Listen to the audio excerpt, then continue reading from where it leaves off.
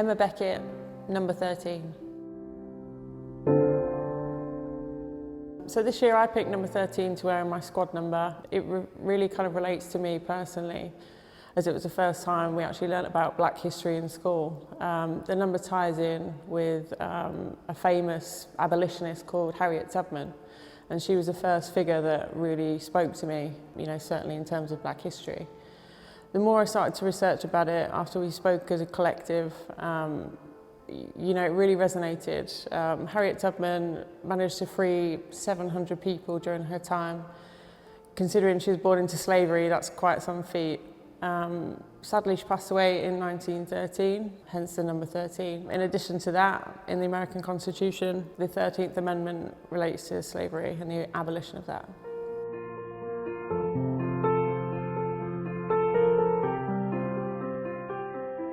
Renée Hector.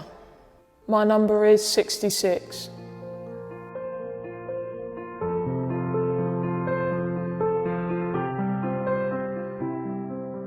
So I chose 66 to be my squad number this season because on the 6th of June, which is the 6th day of the 6th month, we had a very powerful Zoom call where we as a collective, as a team, spoke about what we could do to support the Black Lives Matter movement. I know a lot of the girls have sort of picked numbers where there are historical events and things like that, but I wanted to do something a little bit different because I think I will remember that moment for the rest of my life, because it was the first time listening to other people speak where I really felt like, do you know what, people actually care now? And some of the conversations, to be honest, it moved me to tears because it was something that was really personal to me. And so that's why I chose that squad number. Black Lives Matter was a huge topic of discussion for us during lockdown.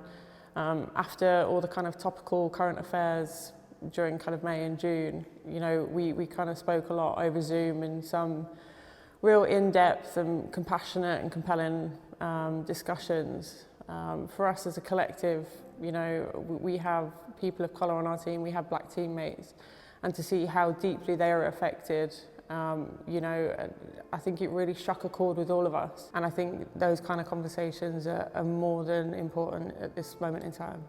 In 2019, I was racially abused on the pitch in a game, and that became sort of huge because I think it was the first reported incident of racism in women's football on the pitch, and sort of within minutes of it being out there to the world, it sort of blew up and was on all the news outlets. So that was a really, really big sort of turning point in my life, especially in terms of being so passionate about Black Lives Matter and about racial equality. I think I went for about a year of feeling like no one really actually cared that much or sort of understood, and it was a battle that I was fighting, and I felt quite alone. Going forward, I want to make sure that it's something that people feel comfortable speaking about, that other young Black players or mixed players feel comfortable, you know, talking about it or reporting it if the same thing happens to them, because it's tough, but it's huge for me. It's so personal for me. So I'm just so happy to be a part of something so special and a team that is really taking the matter seriously.